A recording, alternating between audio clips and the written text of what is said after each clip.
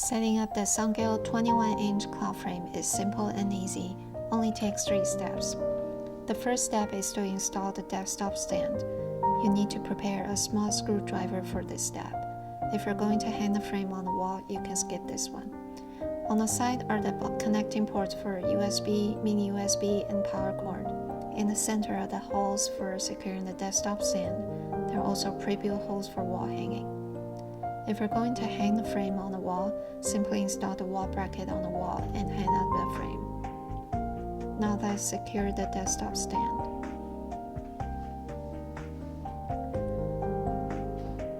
Second step is to install the remote control. Install 2 AAA batteries in the battery compartment, then flip over the battery cover and remove the small receiver. Plug it into the frame USB port.